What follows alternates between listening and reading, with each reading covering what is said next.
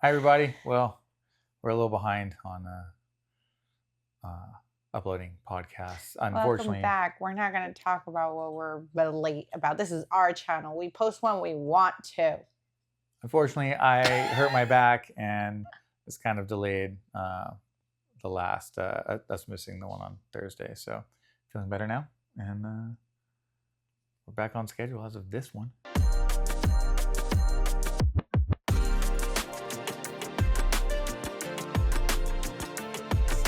But also, we made it to top 10 on Variety's America's Favorite Couple. So please keep voting. We're so close to finishing, which I am so happy about. But we want to win. So we need validation and we need you to keep voting every single day. The link is in our bio. And yeah, we're top 4 right now, I believe. Or 3? I don't remember. I can check. Hold on. But like that's really cool. So like we just got to keep it up till Thursday, and then keep it up some more till the following Thursday, and then keep it up some more till the last Thursday, and then like we'll win, like easy peasy lemon squeezy. Also, every vote is free, especially on the days that double votes. That double vote is pretty much when I start texting everybody. Please vote for us. Yeah, we're in thirds right now. So we'd like to stay there and potentially move up into first. So 20 seconds is all we're asking for. Yeah, every day till next Thursday. Yep. While you're pooping. While you're pooping, it's voting poop time. Anyways, today we have a mixture of 4 little stories. Well, 3 little stories and 1 longer story. We're getting these off of the AITA Reddit, so like they don't always have the follow-ups that we would like, unfortunately. But rest assured that they are real, they are true, and that they are posted on Reddit for us to judge. What episode are we on now? I want to say this is episode 11. This makes 11? Maybe. Wow, look at that. Also, yes, it is 11. Yeah. Also, thank you to our support. We finally have 2,000 followers on TikTok. I think we have like 15 subscribers on 20. YouTube. 20 subscribers on YouTube, y'all. The double digits, the 2s. So thank you so much for following us. Please be sure to like, subscribe, comment, troll us. We don't care. Share with your friends. We just want you guys to interact with us so that more weird people like us and like yourselves find other weird people to like watch our stuff, because like clearly we're undercover warriors. Undercover no warriors? We're exhibitionists. What? There it is. Mm-hmm. We don't have an OnlyFans, so don't Yet. look for that, because gotta keep you on your toes, guys. I'm just kidding. We don't have an OnlyFans. Hey, times are tough. But times are tough, so we're contemplating. No, I'm kidding. We're not contemplating it. But if you're into watching us, like keep watching us here. So thanks. Anyways, let's get to it. I went first last time. It's your turn. Fine. She's going first, and that gets a fine. All right. So, are we going in that order? I mean, if you want to do the longer one. I'll do the longer one. Fine. Posted on Reddit on a thread called Off My Chest. Anyways, story time. My wife M met her best friend Chuck in high school. They became close friends and Chuck came out to M as gay. M was supportive. A year or so later, Chuck came out to his parents. They disowned him and kicked him out. And Chuck ended up living with M and her parents for the rest of high school. That's really sweet. Good job, parents. It's also sad. M and I started dating after college, and she told me all about Chuck and how close they were and how he was like a brother. I met Chuck and we got along and became friends. Chuck is a good guy. At the time, Chuck was dating a guy and they ended up moving in together about the same time that M and I got engaged. M and I have been married for 5 years now. I'm a project manager and took on a year-long project in another city. I have to leave at 5:30 a.m. every morning and get home around 6:30 p.m. M and I had a long talk about my job before I took on this project. We know it would be a sacrifice for me to be working so much, but I'm getting more money than I've ever thought I would. After this project, we can pay off our student loans, student debt, and start trying to have a baby. We both agreed the money was worth it since it's only a year. That year will be up in late November. In March, Chuck caught his boyfriend cheating. He was devastated. M immediately told him he could move in with us. I was fine with him moving in, but not happy that M didn't even discuss it with me first. Chuck was pretty broken up, and M was giving him lots of love and attention. I was okay with it because I know how much she cares about him, and he did need her. I also did my best to support him and make him feel safe. For a while, this was fine, but as the time went on, M continued to pour all of her attention into Chuck. Sometimes I'd come home and neither of them were there, only to find out later they'd gone to dinner or movies together. One night, I called her, asked where she was, and she said, "Oh, we went shopping and had dinner." I asked about our date. She laughed and said, "Oh, I forgot. Oh, well." And that was that. My dad had been very controlling and angry when I was a kid, and I've always tried not to mirror that behavior. When that night happened, I was angry inside, but I shut down. I told Em we needed to talk. I had written down my feelings so I could stay focused. I began by saying that I loved Chuck and he was always welcome, but I felt like our marriage was hurting and we needed to work on us. Very big of him. Em exploded. Oh, not so nice. She defended Chuck and attacked me instead. We had never had a fight like this. I realized she and Chuck's emotional proximity gave her something she had been craving, especially during those 6 months, an eclipse of our relationship. After so much distance, I told her therapy might help, that I didn't feel like her priority anymore. He's remained supportive, loving, but it just doesn't feel like us anymore. Am I the asshole? We have an update 3 days later. Okay, that's a go on. Yeah, let's hear it. Update. Recap. My wife M had been emotionally leaning on Chuck for months, even calling him her soulmate. Our fight happened. I left town for work. We texted but kept distance. When I returned, she told me that Chuck was away for the weekend so we could spend time together. I got home Friday and asked for a conversation. I had notes. She listened. I told her how hurtful it was that she called me a third wheel, forgot our date, and referred to Chuck as her soulmate. She apologized. She said she was wrong for those things and that I am not a third wheel, and I am hers. Then she explained. Chuck had confided in her about suicidal thoughts when his boyfriend cheated, and she was afraid he'd hurt himself. She said she felt responsible for his safety and leaned too hard. She admitted living 6 months like she was living our best life together with Chuck, but inside she had been on the edge of a breakdown. After our fight, she realized how unsustainable it was, talked to Chuck, and they mutually agreed that he would move out to restore balance. It was a long, emotional conversation. She took full accountability. We've agreed to counseling and to rebuild, but no more emotional triangulation. For now, our future feels tentative but hopeful. Aw. A little bit of a happy ending-ish. Yeah, there's some resolution there. I don't think he's the asshole. Clearly, he did what he needed to do to get her to realize that. No, OP is definitely not the asshole. It was very cute and actually very emotionally mature of him to have written down his feelings, to try to stay focused on what it was that he was actually feeling.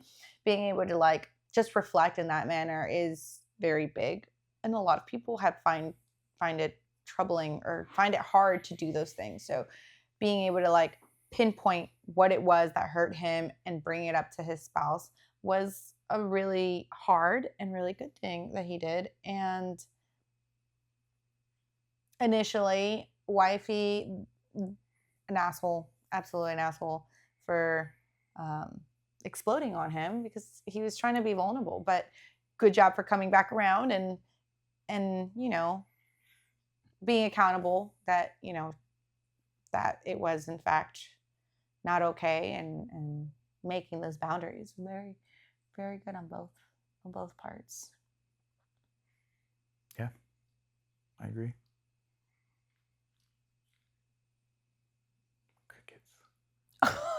All right, guys. Apparently today is going to be the consensus of agreement or something. I don't know. Well, I mean, there's not really much to add. So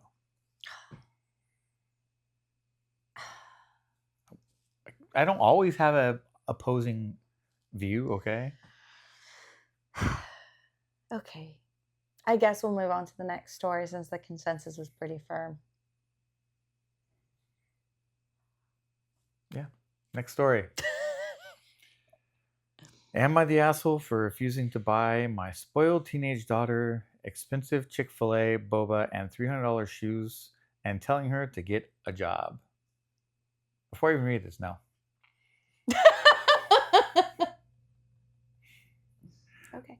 I, 34 male, have a 16-year-old teenage stepdaughter that's become unbearable ever since she got TikTok. She wants Chick-fil-A 3 times a week, boba every other day, those aesthetic overpriced shirts and pants, and it's all pretty expensive. She says things like, well, my friend's dad buys her everything she wants. Oh boy. Yesterday, she had a meltdown in the parking lot because I wouldn't buy her a $50 Stanley tumbler, saying that instead I'd buy her a $10 tumbler. I told her I don't have unlimited money, and if she wants to keep chasing trends, she's going to need to find a job and start paying for her own nonsense. Now, my wife and her are upset at me, but I told my wife I can't let her treat me like I'm an ATM. I get buying her things here and there, but it's out of control. Am I the asshole? No. Jinx. No. Got it. No, you're not the asshole. And shame on you, Mom, for like encouraging that behavior. Like, whenever a child says, well, I get this at blank's house, that's when you say, and that's their income. And if they can afford it, then I'm happy that they can afford it for you. But in this household, we live within our means. So therefore, child, you're not getting X, Y, Z, and maybe we can work towards getting it in the future, or you can get a job and get it yourself. I think that was well played. I don't think it was said condescendingly. It was more like, hey, look, the reality is if you want to keep following these trends, then you're going to have to find a job to afford it, which is the reality of life. Jeez. Yeah. Mom should not have encouraged that at all. That's like, I don't know. That's a serious conversation he's going to have with his wife and the child's, biological mother. The fact that she treats her stepdad like that, and the mom doesn't step in and say, whoa. No. Also, I will say, he's right in saying that. She should be backing her husband. I will say more often than not, I don't know why this is the role that men play in relationships, especially with like co-parenting and like stepchildren and stuff. They like, maybe men in general, they buy their children. They buy their children's love. And that's how they show that they love them or that they care about them, just like buying them whatever they want. And it's toxic, yo. Like, every single child on this planet would get so much more from just like being a safe adult for that child to like be vulnerable and safe to. Like, buying them things, buying them everything definitely is not a solution to showing that you care about this kid. Not to mention the lack of appreciation. And the lack of appreciation. Especially with us having kids and dealing with that. There's like zero appreciation these days. Like, the TikToks about going on an expensive trip just so my kids can be unappreciative somewhere else. It's true, unfortunately, And it's not okay. Yeah, it's not to say that it's not difficult, because that's the other thing. It is difficult sometimes when you don't have a lot of time with your kids. Sometimes when like you just don't have the income for it. It does build this expectation of wanting to do these like extravagant, luxurious things. But going back to my first thought is like, trust me when I say that what they're actually going to take away better than any materialistic thing that you have to provide for them is your consistent love, you're being a safe human for them to express themselves, in a safe space for them to be themselves, and the discipline and like just being consistent is going to honestly build them as characters and as good humans far better and far better and just overall more than any physical materialistic gift like that you could possibly give them. So yeah, sorry you feel like an ATM. Like, that sucks. And wifey really did wrong by you by letting that happen. Granted, we also don't know how much money you do have, but again, moral of the story is like, your money should not be like the token of what love is. Yeah. So, good for you for wanting to treat your stepdaughter the way you do, but like also, no, you're not the asshole for telling her that reality sucks and she Yeah. might have to get a job. Not I at don't all. think it was said in a mean way. It doesn't seem like it was said in a mean way. Mm-mm. Obviously, we don't know that context, and maybe what came off like a douche. I don't know, but yeah. Moral of the story, like, yeah, there should be a front there, a unified front between wifey and him, and it doesn't seem like that's it. And I think that's the bigger problem, because if mom's okaying it, then daughter's not going to be any better. Yeah, no, It's going to come across as an insult, right? So she's just showing her that she can be that way towards her stepdad, and mom is not gonna tell her not to be that way. So that she's affirming the poor behavior, basically. which is not okay either. Yeah. Next one. Fine, I guess we'll get through these in like 2 seconds. No issues. Whatever. All right. We have to take advantage of the dog not being annoying in the middle of our podcast for a change. Okay, you're not wrong. So, am I the asshole for telling my partner he needs to live on his own? My partner, male 40, has been staying at my house, female 42, for the past week. Last night, the topic of living together came up. He said the only fair way to split bills is to go 50-50 on everything. We both earn similar amounts, so fair enough. So I brought up the topic of splitting household jobs. His response was, I'm much slower than you, so I'll do the kitchen and you can handle the rest. Triggered. Taking 2 hours to clean dishes and a further 2 hours to wipe sides and clean the floor. I suggested he needs to learn to do it faster. His response was, I do it at my pace. I won't be going quicker. I pointed out, it's not a fair division if I'm paying half the bills and doing 90% of the household jobs. My brain said chores, but same. So I suggested I'll do 90% of the household jobs and pay 10% of the bills. He's now complaining that it's not fair and I only want him for his money. His family are telling me he's just a bit slower to do that stuff and I should deal with it. I've now told him that I won't even consider living with him until he's lived on his own for at least a year and can prove he can look after himself. He's never lived independently, always lived with his parents, partner, or housemates. I'm now being called an asshole because I've said I'm not being used for free labor. So, am I the asshole? Yes. The way she broached it is what makes her an asshole.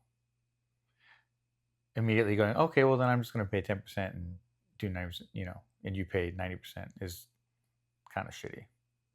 That's only going to further the fight. It's true. And then also, it's also not 90%. It'd be less. It'd be like 80. But that's neither here nor there. The way she approached it is what makes her the asshole. And then telling him to live on his own for a year. They're not a partnership. You can have that face all you want, but it's true. I don't think she's an asshole. Surprise. That's cute. She is quantifying the household chores and duties, and like the objective of that conversation was to be 50-50. Initially, they even brought up the topic that like they both make about the same salary, so like paying equally would be great, and then obviously household chores would also be great to split equally. So the reality of that is you're not always going to do 50% of the chores. It's not going to happen. Sometimes you're going to do more. Sometimes you're going to do less. It's about wanting to do it. And I think that's where I agree with the poster. Like, if you've never lived on your own and never had to maintain your own space, like, how do you truly know what that labor really is like, right? To have to all do it on your own all the time. Because at that point, he wouldn't have questioned splitting the household chores. That's honestly the reality of it. When you have lived by yourself and you have the sole duty to take care of your own home and pay your own bills and all of that, then you wouldn't question it. You would be okay with splitting it halfway. Like the whole fact that it takes him 2 hours to do the dishes and then 2 more hours to clean the sides, great, but that just like it still doesn't negate the fact that there are other chores to be done. And so let's say he does live by himself and he spends 4 hours cleaning his kitchen and his dishes. He's still going to have laundry and the rest of it to do. So if it takes him 2 more hours to do each and every one of those tasks, the reality is that you're just a slow doer, which is fine, but that does not negate the amount of chores that still have to be done. Could she have been nicer about it? I suppose. I it's always about delivery when I it literally comes said to, that's what makes her an asshole, was the way she approached it. I also don't really think it was a really mean way of doing it. She was quantifying it, right? Like she did it in a very numerical way. Hey, look, we do 50-50, 50-50 in the No. chores. Oh, wait, no. She missed 50-50 in that response. She went 0 to 100. And you go live by yourself and figure it out. She then stated, okay, well, if like that's not how the 50-50 works, then like you want me to do 90% of the chores at home, well then you should pay 90% of the bills with that so that it can continue to stay 50-50. That was the objective of that conversation. I think the only reason she resorted to telling him to live by himself is because he was calling her an asshole and saying that wasn't fair. Because think about it, now because her response was, okay, I'll do 90% of the housework and pay 10% of the bills. Because it was compensating for the fact that those are apples and oranges, no matter how you look at it. They're not the same, they're not equivalents. But regardless, still, she could have said very easily, been like, let's just add one more household chore to you. You can do those 2 things plus one more. And then if you need be, she can add more later till it's 50-50. She didn't have to go, oh, okay, fine, then I'm just not going to pay for the rent. I'll clean the house and be free labor. And then why don't you go live by yourself? That's what makes her the asshole. It's the way she responded to the situation is what makes her an asshole. Not the situation itself, not the household chores. I didn't even touch any of that stuff. It's how she responded to it is what makes her the asshole. Well, hear me out, devil's advocate here. Who's to say that she wants her space to be changed? That's the other thing. I think right now, as an example, like she's living by herself, she's paying her own bills, she's doing all her chores, and she's living her perfect little life, right? Or stable, balanced little life, and she has this relationship with this person. They're talking about moving in together, right? And in moving in together, part of that is the alleviation of like the chores and like being able to not co-parent, but like cohabitate. There you go. English is hard. Cohabitate with one another. So in cohabitating, you would think that the labor itself would alleviate, but instead it's now growing on her. So now essentially she's going to be alleviating his load and like his mess. We don't know if this man is really messy or really clean. You forgot a huge part of that. And you forgot a huge part of that. He's also alleviating the financial burden on her. But we just said that was apples to oranges, right? You just said you started saying she's living by herself, paying for all the bills and keeping her place clean. So you put them both in the same basket already. Okay, fine, sure, why not? You're making it sound like he's doing nothing to alleviate any load off of her, which is not true. You were mentioning the separation of it, so I was trying to keep it separate. But you put them together. Regardless, her lifestyle right now is stable, is balanced. Him moving in with her is supposed to be a let's say an alleviation. We're supposed to work together so that we have less, right? Less to do. And she's essentially being told that she's still going to be having to do the same amount. Not It's less. Adding the finances. It's already less. It's not the same amount. 90% of the household chores is still most of it. Taking care of the kitchen is not 10% of the household chores, first off. I guess we'd have to decide. First of all, that's not 10% of the household chores. What the division is. Yes. We'd have to make a list. My point of the matter is just like if I'm cohabitating with somebody or wanting to go into that step, I want a team player that wants to live the same lifestyle that I want to live. And when something like a conversation where it's like, well, this is all I'm going to do, you're going to get the rest, happens to occur, it starts feeling like less of a cohabitation or a collaboration, which is why I feel like the OP answered the way she did. And why I don't think she is That still makes her the asshole for going off the deep end. Instead of having a further conversation, and maybe coming to some kind of compromises in other areas, she literally just went from, okay, well, fine, go live by yourself. We don't know if they did have those long conversations until she finally broke and said that, right? Based on her post, they didn't sound like they had those conversations. Because in the conversation, it said that he started calling her an asshole.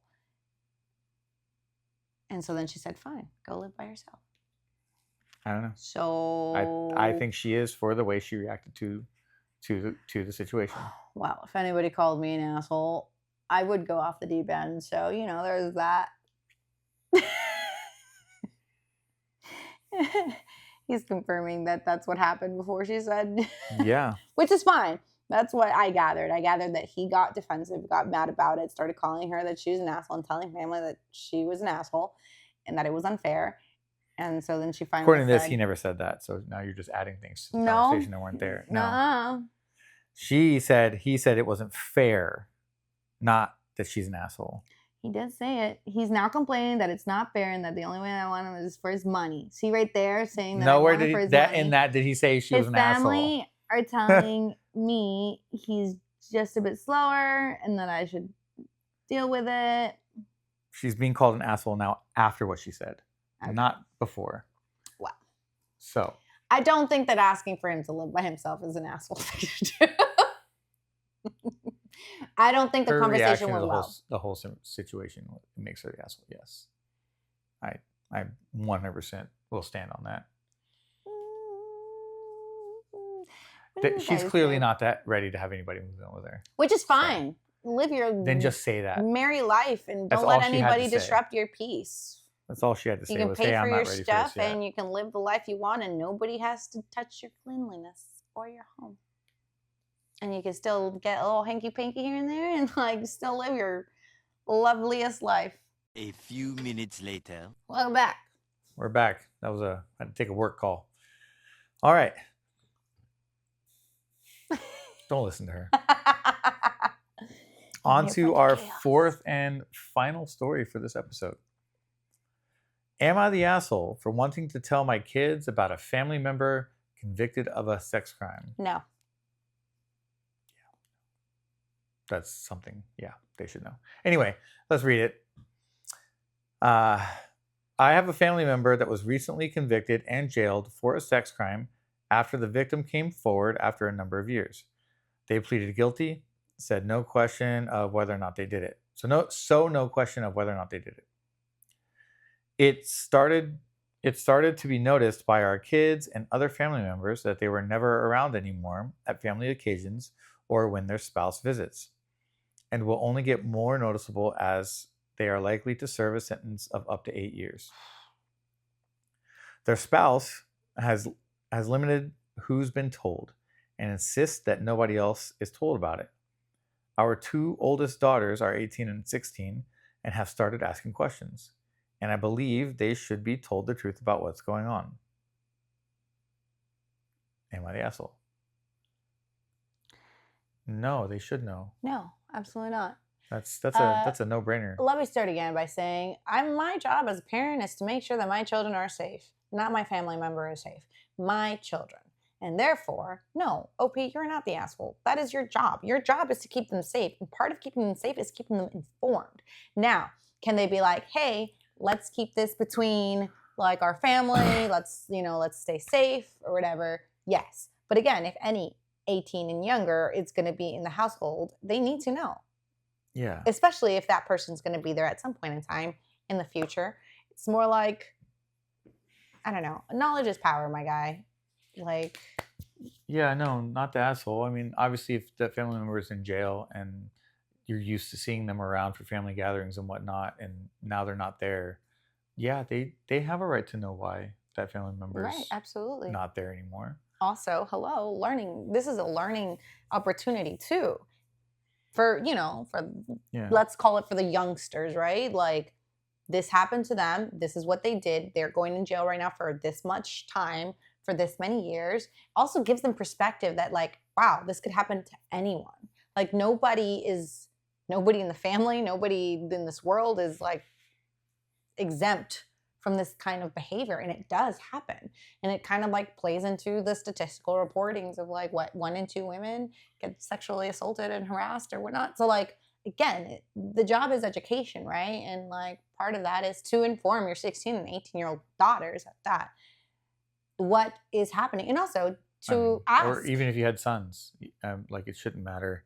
but also to ask their them, have you daughters, had yeah. any sort of weird experiences with them, and being able to be a safe space for them to like ask those questions and and be wary, and like think about it, like who else are they going to ask those questions to?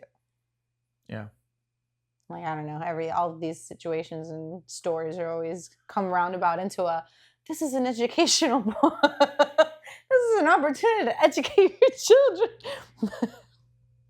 Sorry, I believe in knowledge is power, and the more you can have a safe space for your children, for your partners, for your cohort, the safer things are going to be just in general, and the less surprise attack you'll ever really become, because you've literally talked about everything, right? So no, not the asshole. Good job for wanting to educate your children and inform them of something that could very well have affected them or in the future can affect them. Yeah. No, that's good on the OP on that. They should tell them. There's no reason not to, because again, yeah, what if something happened to your kids but you don't know because they're too afraid to talk about it, especially with it being a family member, and them now knowing allows them to open up and say, yes, something happened, or no, like we never saw Uncle so-and-so be that way with anybody, or Auntie so-and-so be that way, because it could be either or. We True, don't know. it didn't specify. You're right. But yeah, also again, and then also gives you the opportunity of like, hey, well, I never had that experience with Auntie or Uncle so-and-so. Like, do you think that like they actually did it, or whatever it may be? Do you know what I mean? Again, it's a space to allow them to ask those questions, where typically all those kind of things I feel like are very taboo, and it's not something that's spoken on freely in family gatherings and stuff, So definitely an opportunity to provide a safe space for your kids to confide in you and like talk about it. Definitely not the asshole, and good for them for wanting to share that with their kids and make sure that they're safe. That's a good parent right there. Yeah. Well, that's all, folks. That's all we got for you today. We gave you 4 stories, even though some of them were shorter. Again, like, subscribe, comment, share. Yes, please. Would really appreciate all that feedback, all the commentaries, all the trolling. Again, keep telling me not to read the comments, but like, oh my God, you guys have me rolling. Honestly. So keep doing it, and we'll see you next time. I won't give you a date because apparently we're behind. So see you next time as our work schedules and our life schedules see fit. Keep voting for us. We need every vote. Every vote counts. Yeah, until this is a full-time job for us, they might not necessarily be out every Monday and Thursday, although that is what we aim for. We are both working professionals as well. I've been out of town several times this year for work. I'm actually going out of town later this week as well. She's also going out of town later this week. So we will try to keep on that schedule as best we can. So don't get mad at us if it's not spot on. Or get mad at us and then send us a comment. We need the interactions anyway. Sure, why not? So, anyways, till next time on Unqualified Opinions. I don't think we said that in the beginning. We did. I don't know. Well, see you next time on Unqualified Opinions. Peace.